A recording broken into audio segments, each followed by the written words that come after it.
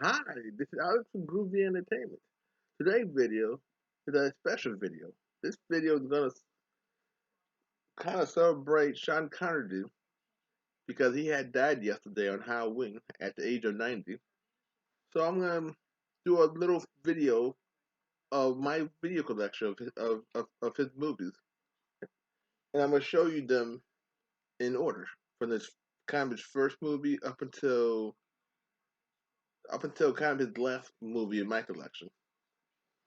Now, his first movie, his kind of his first movie that he did a Tarzan film called Tarzan Greatest Adventure. And he played the bad guy. He was only he was in the film for most of it, and he was pretty good in it. I think his name was in the credits. He didn't have a big credit name like all the other characters in the movie, but he was in it. Then after this movie, he did a couple. He did like three more movies after this, but I don't got them movies. But the next one I do got that he did was The Longest Day. And in this one, he played himself in a sense because he in the longest day, everybody who was in the film played what they was. So the Americans, John Wayne played Americans, stuff like that. The German people, all the German actors played Germans. All the France actor played the French part, and he played the Scottish part. So this was kind of his second, kind of second big movie. Even though he got credit. He, but he was very young in this film too. This is before his big film came out and made him a superstar. And this was a really good film also. Now you probably heard me talk about this when we had to do the longest day birthday. So then after the longest day, of course, he became James Bond in 1962. So right after the longest day, Ian Fleming had saw that movie, and a lot of other directors saw that movie and thought he was a good star, a good actor, I should say. And they kind of picked him, even though the writer wasn't too crazy about him. Everybody else loved him. And this was a real good film, too. This was the first James Bond film. This had a lot of action and drama and everything. And you had the another upcoming star. Oh, that poor Ursula Andrews. Yeah, she was kind of brand new to this too. I think this was her first film, her first American film. And you got Jack Lord. This is not his first film. He was making films all the way in the 40s, but this is his kind of his first good guy film. Every film he did do before this, he was playing bad guys on TV shows and movies and stuff. So this is his first good guy film before he did his big TV show in the late '60s. And Joseph Wiseman played the bad guy. He played some good guy parts too before he did this movie. And then after this one, he stayed in the character. In 1963, Russia from Love. Now this was a love story with a little bit of action thrown into it. But with the action they threw into it was real good action. And you got to see James Bond fight a road tough bad guy and yeah, and let's see. Yeah, Robert Shaw. Robert Shaw only played bad guys. I had never seen him play a good guy yet. Now, if Robert Shaw did play in the good guys, you can leave it in the comments and let me know if he did. But every Robert Shaw film I've seen him play, like he did play one good guy. He played that poor show. He played a cowboy movie where he was Custer. But even Custer was a bad guy. So this was his next big film he made in 1963, and then he made a big film called Goldfinger in 1964. Now this one was all action. This was the number one big action film of 1964. It made a lot of awards and everything. So this one made him a real megastar because people after he made this one, a lot of other directors wanted him to do action films for them, but he couldn't. He was locked in the contract to play James Bond. And the guy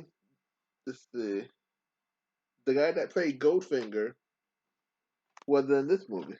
Let's do a flashback here. So in the sense, Sean Connery and the guy that played Goldfinger was in the same film about 2 years earlier in The Longest Day. So that's kind of nice. And then Honor Blackman, she was in the Avengers. Couple of years, 2 years after this, I think 2 years or 1 year after this film was made. She was she was the female in the Avengers.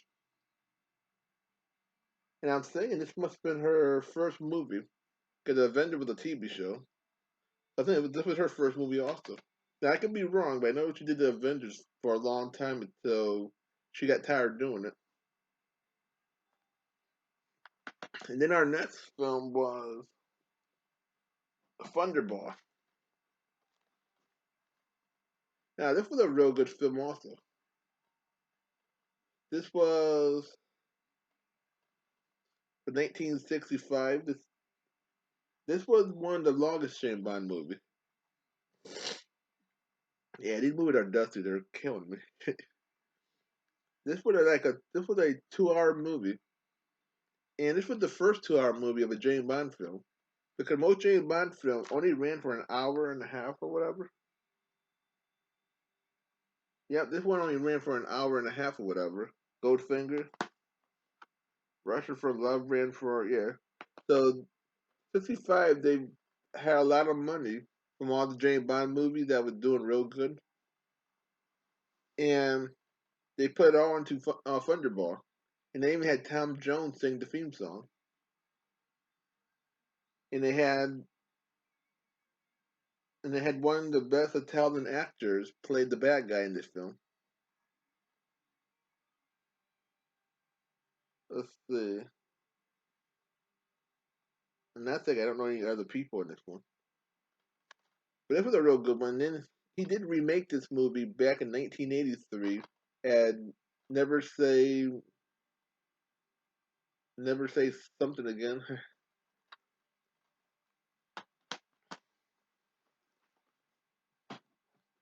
Then we got his next, his kind of his last one that he made because when this film came out, he was not gonna do no more James Bond. He was done with it. He his contract was done. He wasn't gonna come back ever again. So they they gave one big kind of send off, and this is Never Said You Only Live Twice from 1967. Now the little bit I read of this, and a lot of people must have saw the film by now. When he got killed in the beginning of the film, James Bond, he wasn't supposed to come back. he got into an argument with the people that were making the film, and when he got into an argument, he walked off and said, "I'm not going to come back. I'm not going to finish the film or nothing." So they killed him off, hoping though when they killed him off, he was done with. But they talked him into coming back to finish the rest of the film.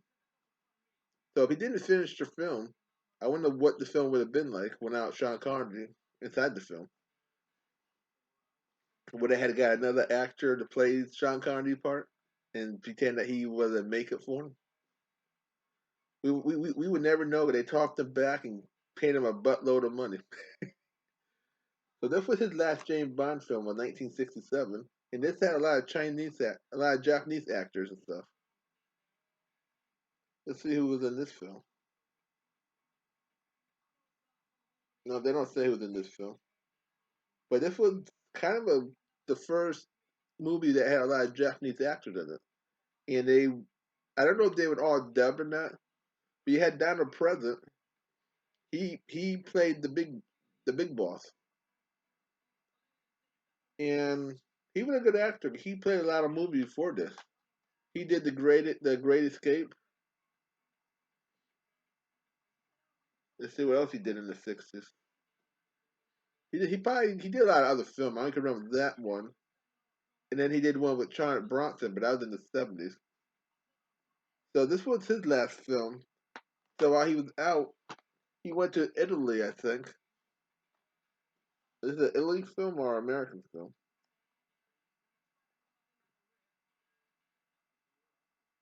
Let's see. I'm not too sure. This was his next film after he did You Only Live Twice. He did his first and only Western. I don't know how you say that.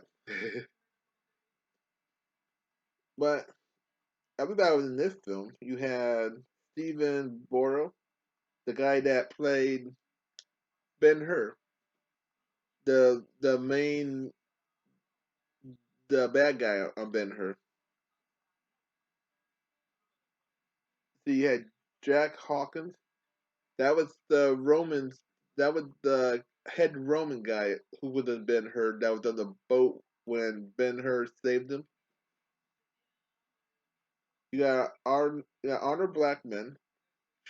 This was their second film together, and because she broke off from her TV show in 1965,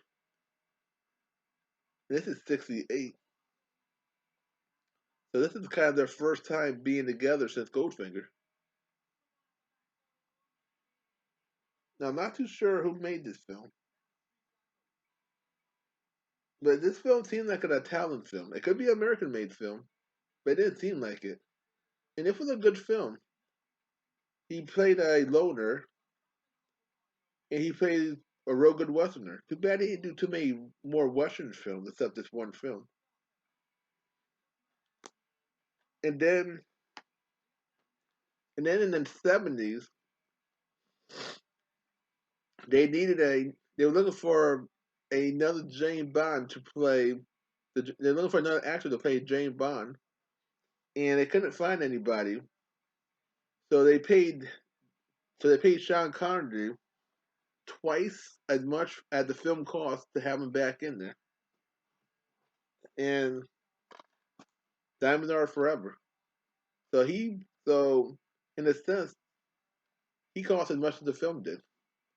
He cost more than the film did. And I'm glad the film made a lot of money. It would have been a flop, and he would have been the only highest thing in the film. And this was his last James Bond film. He didn't do no more until 1983. Of course, I think that was his film. I'm thinking.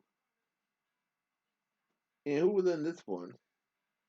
You got Joe St. John. She played the bad guy in the first Batman episode. You got Charles Gray. He played Blofeld in this one, but he was all over the place. He played one of the bad guys in this film. So this was the second time these two were together in a film.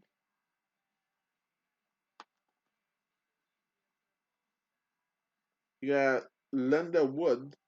That was the sister to the lady that got killed on the boat accident. You got Cabot. Bob Cabot was the guy that played the hero in King Kong for 1933. And I think this was no, this one had his last film. He did a lot of films with John Wayne.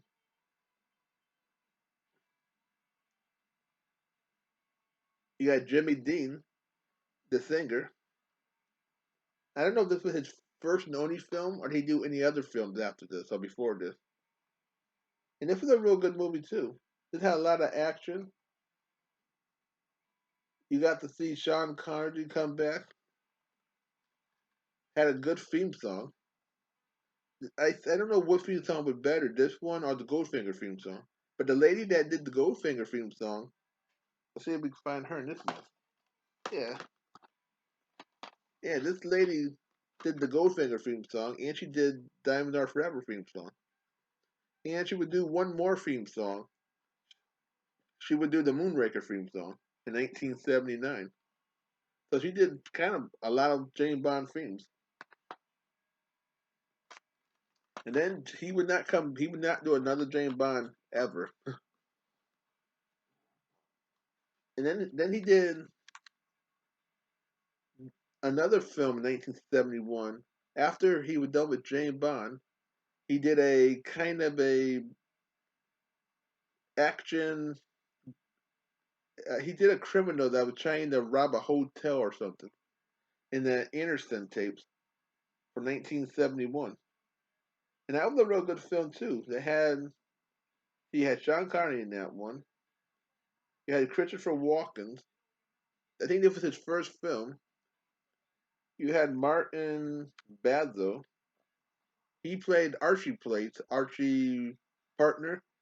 He played after this film. He did Taken 1, 2, 3, the train picture. He did that in '74. See, Martin did uh let's see, Death Wish 3 from 1985. He probably did a lot more films. There's only 3 films I could picture of him. And it was a real good movie. The Anderson tape. It was like a cat and mouse game. It was kind of fast paced. It was something different. And he was like a Steve McQueen kind of character. Played a cool character. I don't think he said many words. And then that's it. Then he did a lot. Then he did after this one. I don't have all the rest of his movies, but he did a. See, in '74, he did a space movie where he was dressed in this kind of crazy looking outfit. I think it was a barbarian film or something. He dressed in like a Barbarella kind of suit. I don't know what made him dress that way. Unless they paid him so much money, he said, "Okay, I'll do it." I don't know if that movie made any money or anything. I only seen it one time on a cable TV channel back in the '80s. Then he did a lot of films after that. But this is my short collection of him. Yeah, these are dusty films. So if you have any favorite John Connery film, you can leave it in the comments also. And if you like any of these films I have showed you, you can leave that in the comments also. So this is just my short kind of celebration of Sean Connery, who had died on Halloween at the age of 90. So please like, subscribe, share, and comment, and have a groovy day. And we'll have another video coming out real soon.